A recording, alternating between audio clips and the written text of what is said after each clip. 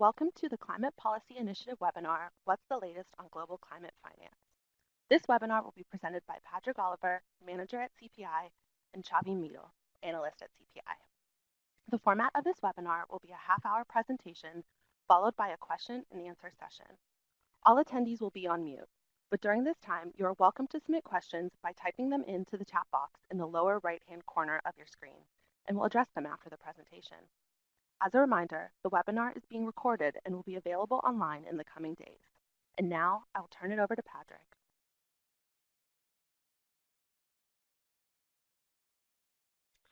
Thank you, Caroline. First, a quick word on who we are at Climate Policy Initiative and our work streams. Our tracking work stream is the focus of today's webinar, and that aims to capture the current status on how public and private sources of finance are interacting at global and national levels. Our effectiveness work stream looks at how policy and public finance supports can most effectively scale in private capital, including through looking at lessons from in-depth case studies and investor needs. And then our third work stream, the transformative finance work stream, is where we apply many of our lessons and methodologies to help design and run innovation programs for new climate finance instruments globally, but also nationally in India and Brazil. New instruments launched through the labs have mobilized almost $1.4 billion in public and private finance to date. And currently, if you're interested in submitting an idea to the lab process, there's a current call for ideas open until December 19th. If you're interested, do go to climatefinancelab.org for details on that. But without further ado, we'll get into the focus of today's webinar. We'll start off with a look on what new data we've gathered and integrated into our data set for 2015 and 2016 global climate finance flows. Then we'll get a breakdown of this edition of the global landscape of climate finance, including public and private actors, the instruments, the sectors, and geographical splits. And we'll finish with a view on what are the upcoming focus points in tracking work. Then we'll have some time, hopefully, for a lot of Q&A. The background context for this work is what our support that we provide to the UN FCCC biennial assessment on climate finance flows. The Standing Committee on Finance, which is made up of approximately 20 developed and developing countries that operate under a mandate of the UN FCCC COP. They have a mandate to conduct an overview every 2 years on what is current climate finance flows. And a lot of the work that we do at CPI through our Global Landscape series is used as a source of data for this report.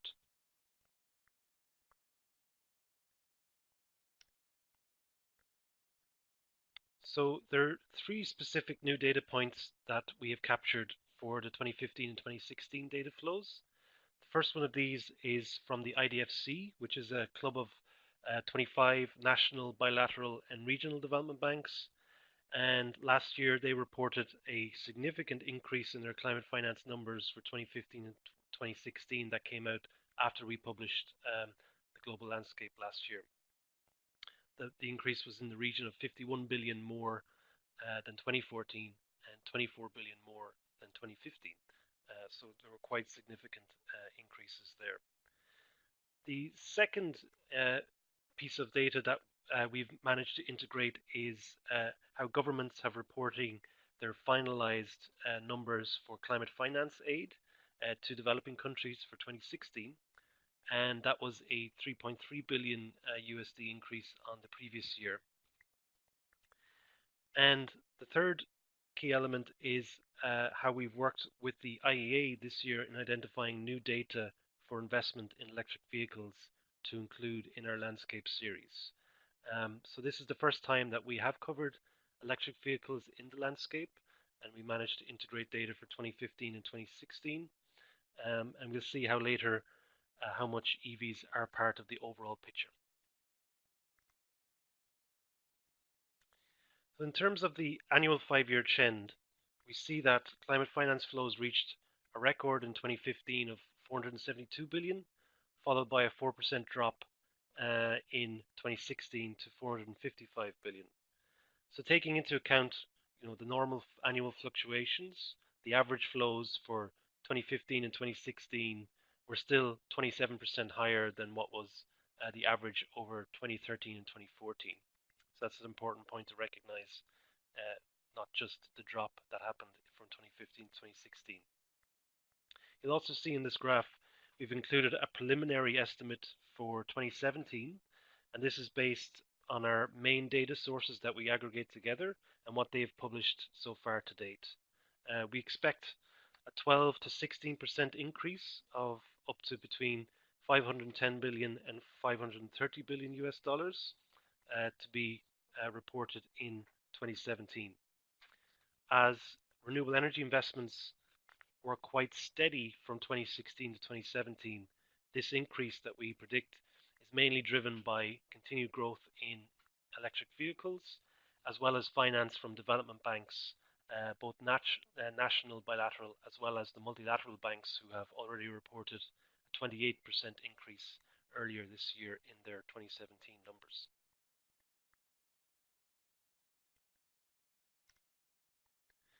And here is our updated Sankey diagram.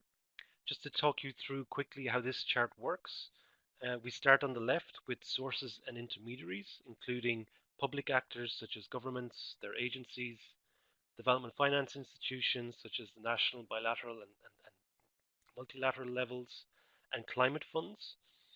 And on the private side, there are commercial financial institutions such as banks, direct investment by institutional investors, corporations, households, and project developers. Next in the graph moving to the right are the instruments, so what these actors in the form of which financial instrument they're providing their climate finance. These constitute grants, different forms of debt and equity, either concessional or at project level or backed by balance sheet financing. And then the public and private nature of the recipients of the investment flows next, then followed by the end uses in terms of whether the project is based in a mitigation or adaptation type sector. We'll be talking through each of the columns in the diagram. As well, we'll provide more detail on specific sectors and geographies too that are not reflected on the diagram. But you can see in the overall number on the top, the snapshot for the recent estimate on global annual climate finance is 463 billion US dollars on average over 2015 and 2016, and this is a $53 billion increase more than what we had published last November. So that's the overall trend. My colleague Xavi is going to walk us through the Sankey diagram now in more detail. Thank you, Patrick. Firstly, the breakdown by various type of actors. And here is the public and the private split. As you can see, private sector investments does the majority of work at 54% of the total climate finance flows. And at the same time, steady public investment continues to provide a good foundation year after year, averaging around 115 in a year. Moving on to some details here by actors. On the private side, project developers are consistently driving the largest volume of private finance, averaging around 118 billion for 2015 and 2016. Also, the integration of electric vehicles in the form of retail purchasing of passenger electric vehicles add another additional 11 billion on average from the household segment, which now accounts for almost 9% of the total climate finance share. Also, another category is the institutional investors, which holds a large amount of capital in the financial system in the form of bonds and stocks. But as our landscape tracks only new investments into new projects every year, their role is rather limited, and with their much lower appetite for construction finance and renewable energy projects. Moving on to the public side, development financial institutions account for majority of the public flows, contributing almost 90% of the total public finance on an average for 2015 and 2016. So these institutions basically categorized in three categories. We have the national public finance institutions, the multilateral institutions such as the World Bank, and the bilateral development finance institutions. National DFI has reported, almost doubled the climate finance commitments over 2015 and 2016 as compared to the 2013 and 14 numbers, and therefore by far are the most important players in public climate finance. Also, improved data capture from these institutions, particularly in the major economies, is very important to understand if we are on track globally. As noted earlier, also the multilateral development banks also an important player in our landscape. By the end of 2016, they were already more than three-fourths of the way of meeting their climate finance targets as a group, and with their reported 28% increase in 2015, their role continues to be an important one. Now, coming on to the government and agencies, which kind of traditionally play a very important role in the landscape data in the form of their overseas climate finance aid to the developing countries. But with the integration of the electric vehicle data that we did this year, and the significant role of the direct government grants that kind of assist the purchasing of the electric vehicles, we managed to add another 4 billion to their numbers. Now, moving on to our instrument breakdown. So market rate debt continues to remain the most important financial instrument used to channel climate finance flows. Specifically, the project finance debt, which is driven by the project cash flows, comprise almost 44% of all flows. Next is the balance sheet debt, which typically raised by corporate actors and project developers to finance new projects internally, accounts for 13% of the total across 2015 and 2016. And together these constitutes 57% of the total flows. Low cost or concessional debt provided by the public actors, such as the climate funds and all the DFIs, be it multilateral, bilateral, national, accounted for 10% of the flows across 2015 and 2016. In the interest of time, we are going to go straight to our end users and sector analysis. So what you see here is investments in the climate mitigation is 94% of the average annual climate finance flows, and renewable energy investment in particular stood at 64%. So as RE, the renewable energy sector is the largest segment. It is also the main driver in the drop of the overall climate investment from 2015 and 2016. But there is a good news and both bad news to this, as over half this drop in investment is due to cheaper technology cost, particularly in the solar PV, and more low carbon electricity is being deployed per dollar invested. The other main reasons is that fewer projects were financed, and we saw this as a feature of a growing pains in the industry, is in a generous policy regimes that were followed by China, UK, Germany, and Japan. They came to close at the end of 2015, which caused a surge in the projects reaching final close in that year, and then a consequential drop-off in 2016. Of course, our renewable energy investments are not only important for climate mitigation, or they're just not limited to that, but also does serve a broader purpose of achieving our sustainable development goals. So 2 weeks ago we kind of published a second series with Sustainable Energy for All, which kind of tracks finance meeting the universal access for energy. And this report kind of cataloged and analyzed investments in the electricity and clean cooking, covering 2015 and 2016 across these 20 countries, mostly in the sub-Saharan African region and Asia. These are called the high impact countries. And these are basically called high impact because almost 80% of those living in there are without access to electricity and clean cooking.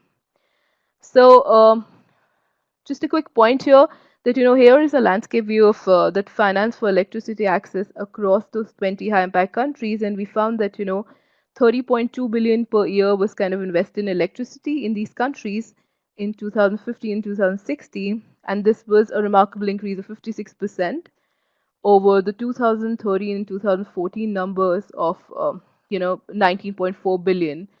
And what you see here is that more than half the finance for electricity committed in 2015 and 2016 here, almost amounting to almost 16.2 billion or 54%, was channeled into grid-connected renewable technologies, with finance from solar PV increasing dramatically, almost 5 times.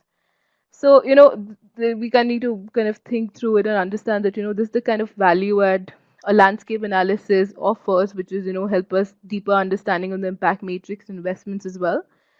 So almost 6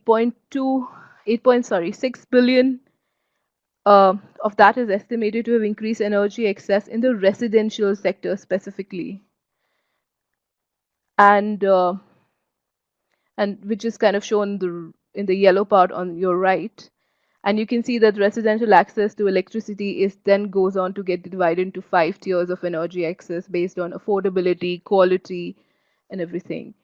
So, however, despite all these increases in electricity finance, we are looking at a figure of almost 52 billion per year requirement. So basically, what we see here is that we are only just reaching halfway with 30.2 billion of this goal, and with each passing year, we're kind of falling further and further behind. I'll now hand back to Padraig for sectoral breakdowns. Thank you.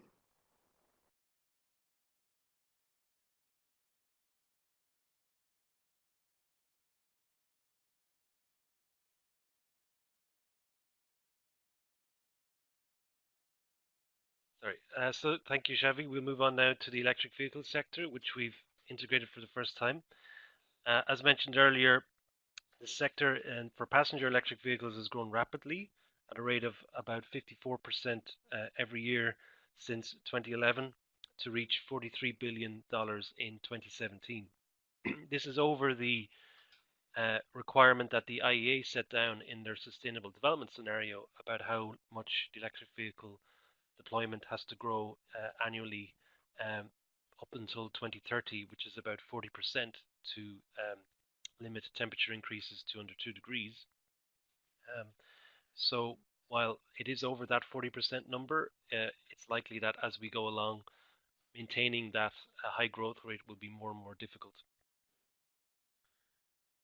You can see on this graph government support in the form of direct grants or tax rebates and the purchasing price account for about 22% of that investment in 2017. The rest is made up of what the consumer at the retail store would purchase the electric vehicle for.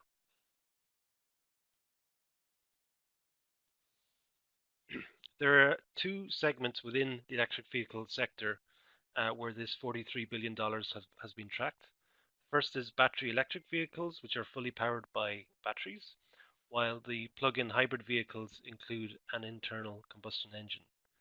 And so while the plug-in hybrid vehicle investment has grown the most each year on average over the period, the battery electric vehicle segment actually represents the largest segment, and that's mainly due to the significant role of the Chinese market. China represents 40% of the global EV fleet as it stands at the end of 2017, and over 3/4 of the China stock is populated by battery electric vehicles. And while, as we can see with the 69% figure, the plug-in hybrid segment has grown more on average each year, the last 2 years in particular have seen battery electric vehicles actually grow faster than the plug-in hybrid segment, as that technology matures and the market and the costs are reduced and the market matures. For incorporation into our landscape series, we take only the battery electric vehicle investment segment in China. Only the battery electric vehicle investment globally, and that's in line with our methodology where we exclude any investments related to fossil fuels. So taking this battery electric vehicle data along with new data on public financing towards urban transport, this brings sustainable transport as a sector to 20% of the overall climate finance flows in our dataset. When you look solely at public finance, you can see how large a role this plays. Sustainable transport is now the leading focus. With the sector receiving 38% of public finance into climate mitigation globally. Adaptation finance is estimated at just 22 billion per year, and there's a few reasons why this number is comparatively lower. Firstly, it's difficult to compare this to mitigation as only public finance is captured due to a lack of reporting from the private sector in particular. Secondly, the data generally represents incremental investments, as in the specific part of a project that is addressing climate adaptation rather than the entire cost of that project that has been adapted. Whereas on the mitigation side, you would find the entire cost of a renewable energy project, for example, um, recorded. To add to this, two kind of methodological reasons, we also pick up a number of variations in the reporting of adaptation finance from different institutions over the years. So this makes it difficult to accurately assess whether adaptation finance has increased or decreased from previous years when institutions are patchy in their reporting over the years. So better metrics and more harmonized understanding is needed across these types of institutions, particularly national development banks, to enable more accuracy in tracking adaptation finance flows. Of the adaptation finance that we do track, water and the wastewater management sector captures 50% of the public finance on average during 2015 and 2016.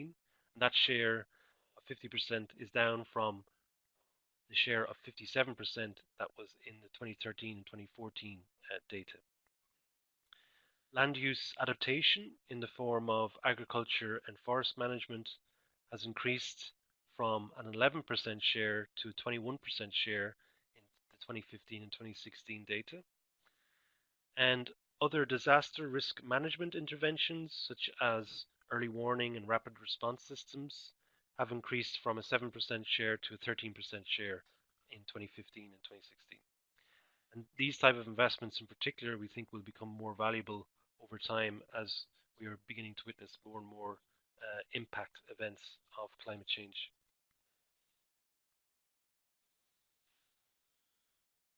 Turning to the geographic source and destination of the flows, the graph here on the left shows where the geographic sources and destinations and the destinations of the finance that we track are split by OECD and non-OECD regions. And we estimate that 81% of the finance was raised and spent in the same country.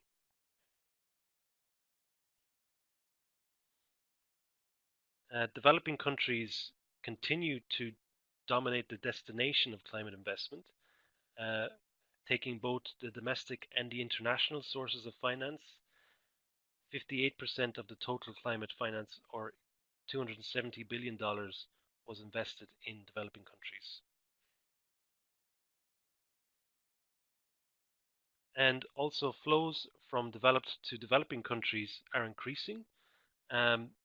We calculate about a 9% increase from 2013 to 2014 average in the 2015 and 2016 average, excluding the potential mobilized flows that these flows have increased. We calculate 45 billion flowed from developed to developing countries. That's a 4 billion increase on the estimate for the previous period. And then similarly, also south-south flows also increased around 9% from 10 billion in the previous period to 11 billion in the current period. In terms of region, much of this investment was in the East Asia and Pacific region, which received 39% of flows over 2015 and 2016. And that's followed by Western Europe at 23% and the Americas, which include OECD members such as Canada, the United States, Mexico, and Chile at 12%.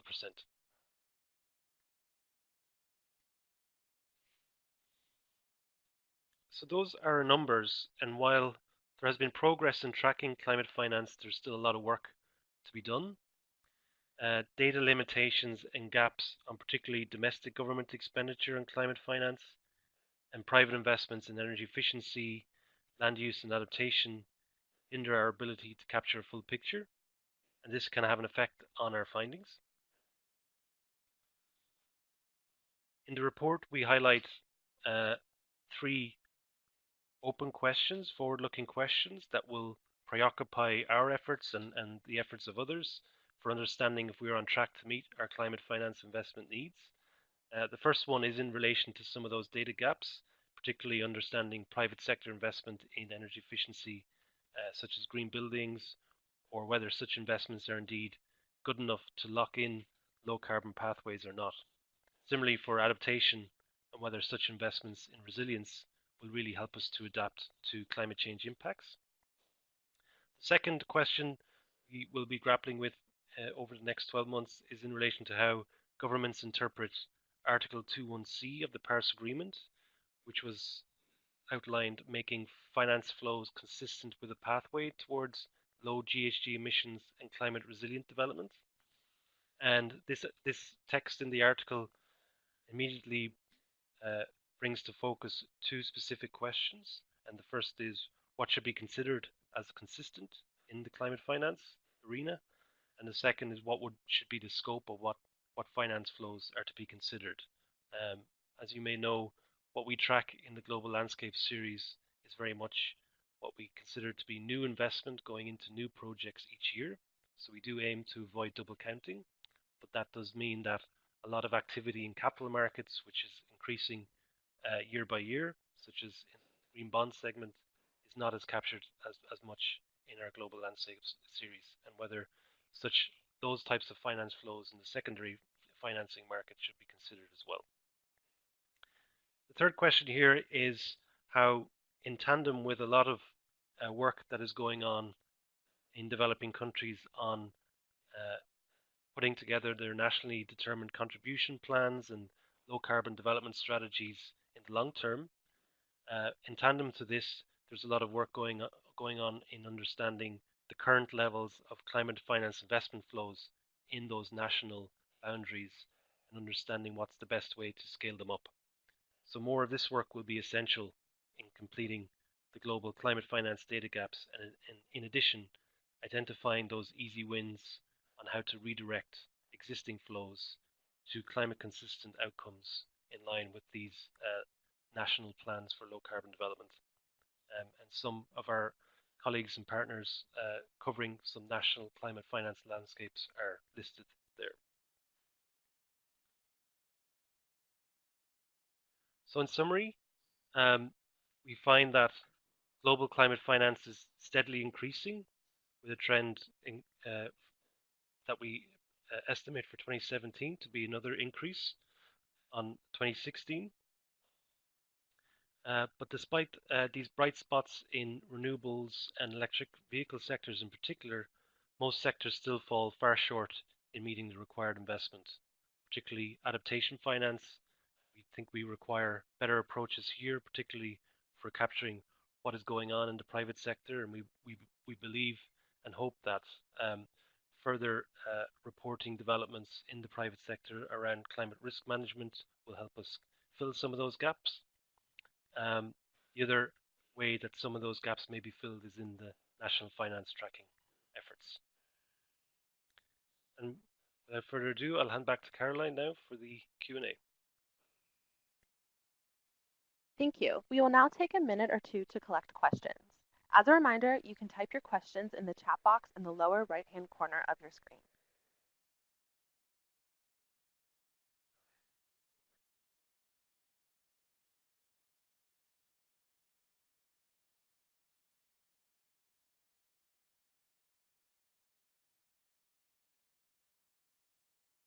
Thank you for waiting. We will now begin the Q&A session.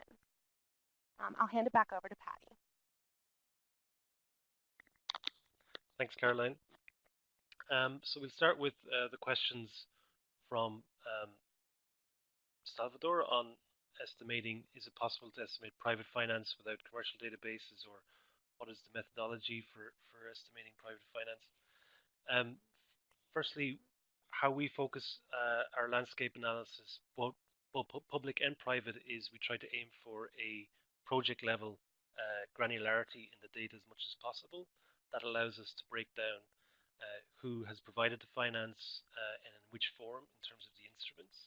And so that also allows us to cross-reference between different data sets and make sure that there's very limited or no double counting going on between different sources of data from similar institutions providing to the one project. So private climate finance, our coverage is limited to renewables and now electric vehicles in that area for that reason, in that we haven't been able to secure yet project level data in a lot of other sectors where we get the level of granularity needed that we know fits with definitions on what climate finance should be included for those projects.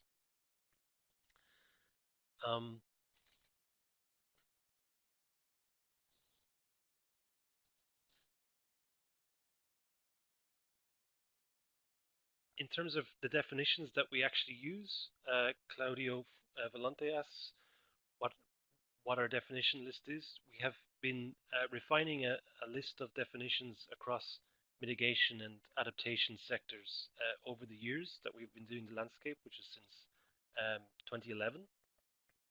And as other actors in the field, particularly multilateral development banks and the IDFC, have come up with common principles in tracking mitigation and adaptation finance, as well as the OECD have their Rio marker principles for tagging overseas development aid for climate change mitigation adaptation purposes.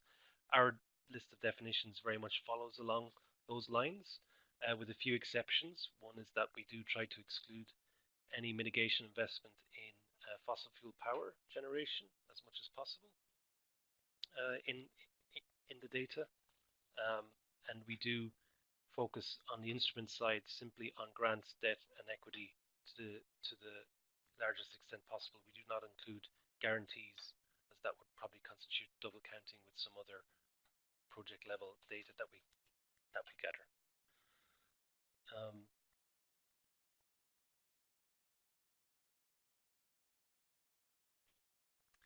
So in terms of the gap analysis on the finance, also from Claudio, how do we know is the funding going to the right places?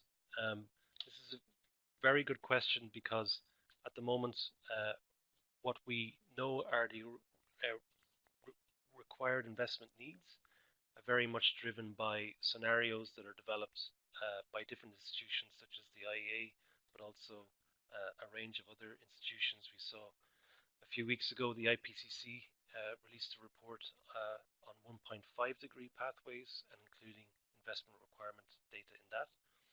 And those models very much rely on technology cost assumption inputs that may change over time. And what we noticed in as we do tracking in real time, what are the actual investment numbers, is that often the level of depreciation in those technology costs catches a lot of people by surprise. So knowing the exact investment requirement is an inexact art, but we do try our best to see, in terms of what the dollars are financing, the level of technology on the ground that is deployed, and whether that is on track to meet what the different mitigation models require for keeping temperatures below 2 degrees. So for example, we did see that the level of deployment of renewable energy, particularly wind and solar PV, was on track according to what these models require in 2015 and 2016. But we can already see, for example, in 2017 data, that now it is no longer on track, because the number of projects has reduced again in the renewable energy space. That is according to the IEA. Whereas on the electric vehicle side, we know that the level of growth required in the electric vehicle sector is on track. However, this will be a hard, high-level growth rate to continue over the years.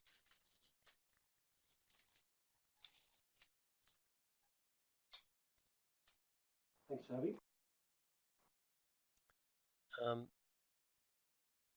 I'll take the next question on from Rodrigo in terms of the biennial assessments. This is quite a technical question, so excuse me if we get a bit lost in the weeds on it. The biennial assessment considering climate finance plus core general finance, this is in relation to how national governments particularly Annex 2 countries to the UNFCCC. So those are generally considered as the developed country parties.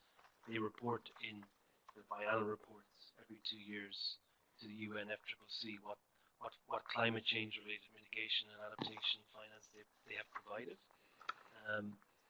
And their form of doing this generally includes climate specific finance as well as core general finance, which is related to their share in multilateral development bank financing. We do not include these data flows in our landscape series, and this is because we do already capture the underlying data for those reports, either through the form of development finance that is marked in the OECD DAC database for bilateral aid from developed governments to developing countries, or indeed through our surveys with development finance institutions, especially at the multilateral level, where we do capture a lot of the existing financing that they provide.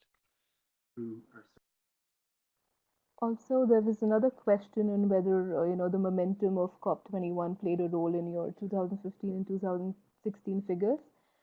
So yes, the 2015 record high in terms of mobilizing, climate finance at first kind of can suggest a clear correlation with the momentum associated with COP21 and the lead up to the Paris Agreement. However, when you go to the surface, we'll dig a little deeper, the story is rather more complicated. So the increase in overall finance in 2000 was not only due to a major scale of public finance, but rather due to an increase in private finance as falling renewable costs and, strong domestic policies, environment that kind of led to those record investments. But that being said, there were certain signals that, momentum in 2015 may have made a small difference and may make a larger difference ahead, including that the private finance data showed noted increase in the direct investments by institutional investors and, the commercial banks, so which may have been mobilized through various investor engagement initiatives with the public financing. So yes. So overall, we can say it's very difficult to kind of clearly determine the COP21 effect or the Paris effect on financial flows, but it's definitely worth recognizing that public finance commitments often take kind of years to translate into investments. So yeah. Also, there was another question: how much was the agriculture forestry share in adaptation finance? I think within the adaptation category, water and waste management was accounted for almost 11 billion, and I think agriculture was another 4 to 5 billion.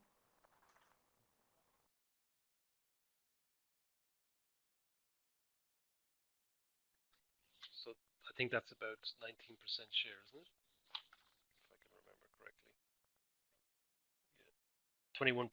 So that's where the agriculture and forestry was 21% of the adaptation share. A few more methodological related questions that probably we can take together. Firstly,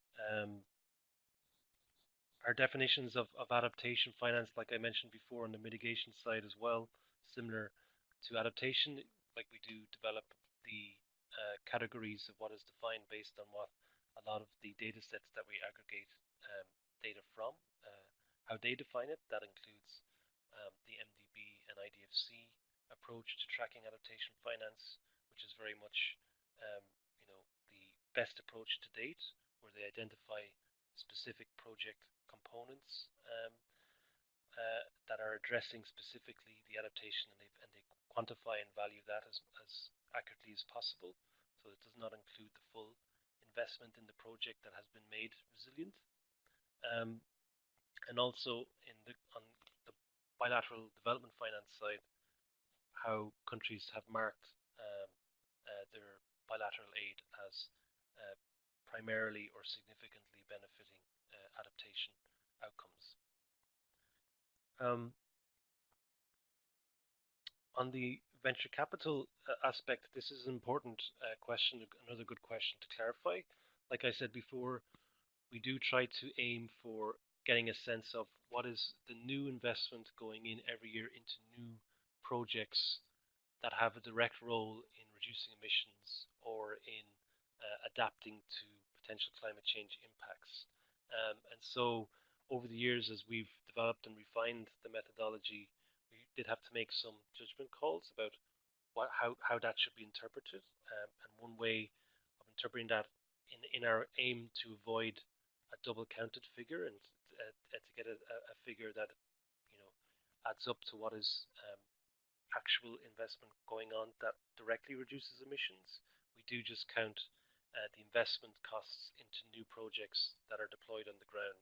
So we would not count, for example, the R&D innovation into the development of a new technology, or, for example, the manufacturing investment in manufacturing capacity for that technology, um, because both of those types of finances, in theory, are paid back through the investment costs of a given project.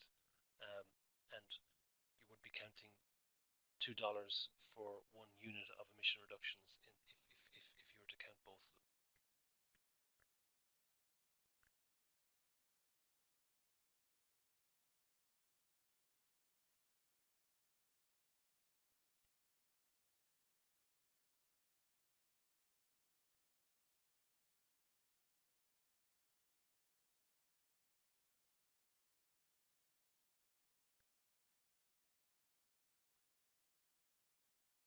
So I think some of the questions related to adaptation finance, again, I hope I've answered them clearly.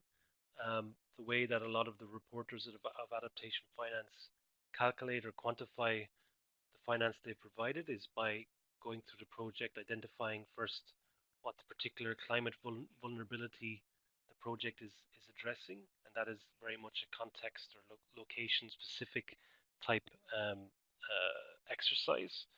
Not all projects will require adaptation in all contexts. In all contexts, so this is very much something that has to be localized. And then the second and third steps are to identify the steps that need to be taken to adapt the project to those potential climate impacts, and then thirdly to quantify how much those particular measures cost. And so that is only that cost is the cost that is taken as adaptation finance. And this is why it's difficult to compare to mitigation all the time. As for example, in a renewable energy project, it's all the investment costs for constructing the project are included.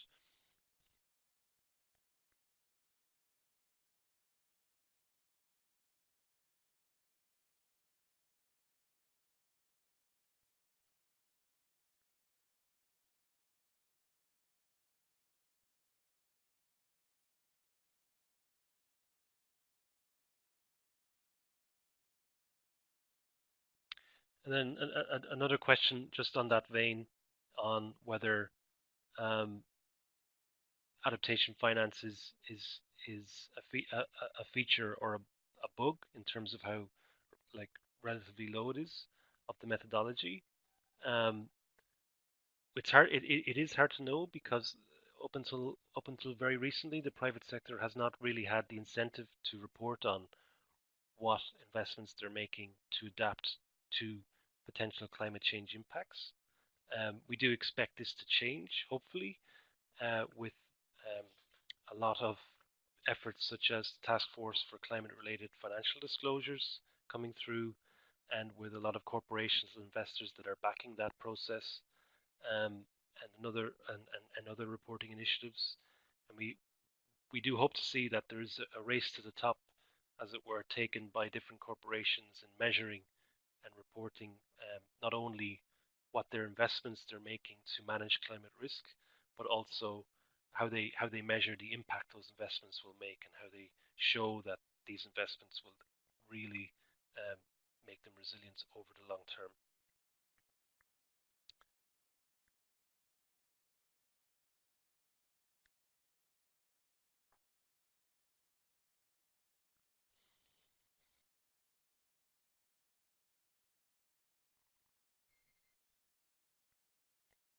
So for people looking for specific data points, I would point you to there's an annex in the report which has a lot of the tables.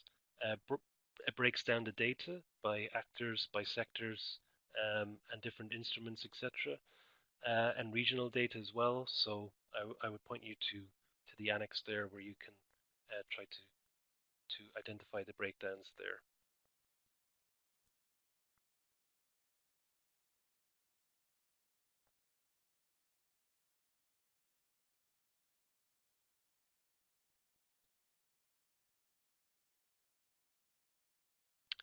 And I think we could take two more questions before we look to wrap up.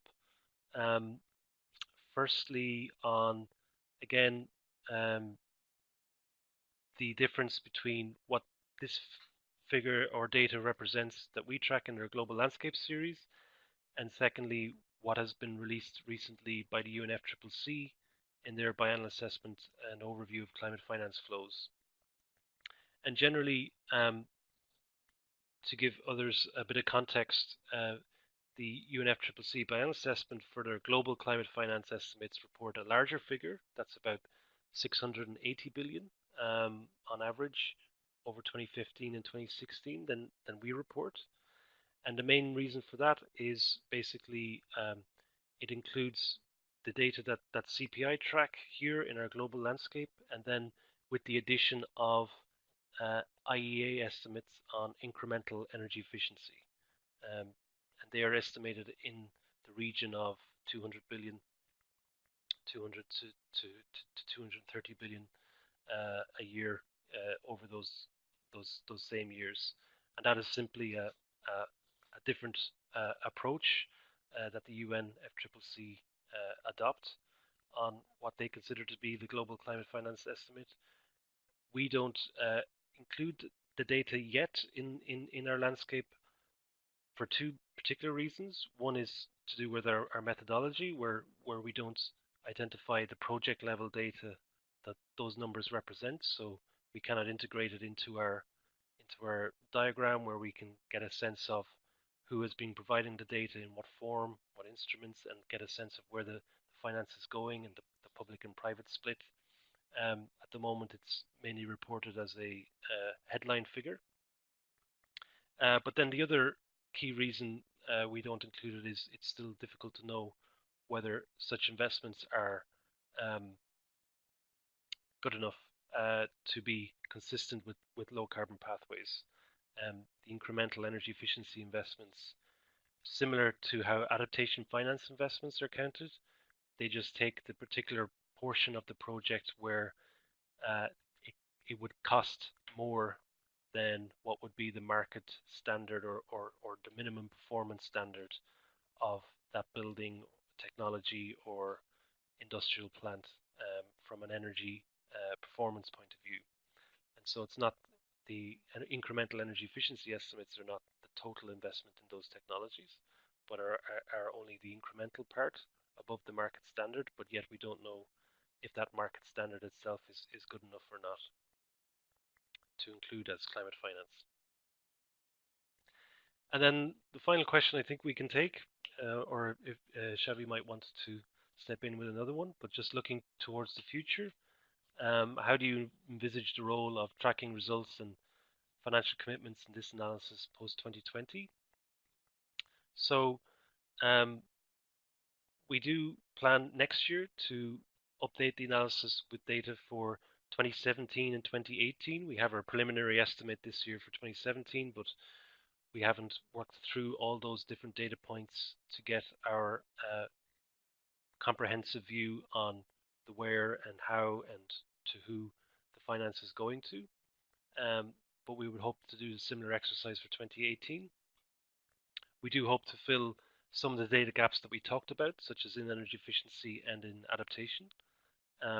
And we do hope to kind of retroactively, as much as possible, include any new data gaps that we fill so that we can get a good, accurate trend analysis over the years for global climate finance.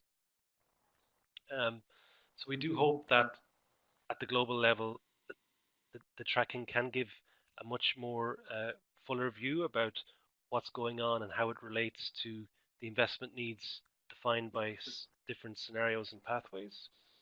And the other key point to keep in mind as tracking goes on is not just the work at the global level, but work at a national level, where, as I said before, a lot of NDCs are being developed, a lot of long-term country development and country-driven strategies for low-carbon development and climate resilient development, and it's a natural byproduct of that process that country stakeholders get a sense of who is financing what at the current moment and how much of that financing may be easily redirected towards climate consistent outcomes in line with their own country driven strategy. And so we do think that a lot of that work will help also fill gaps in the global climate finance landscape and also have a lot more sense and impact about what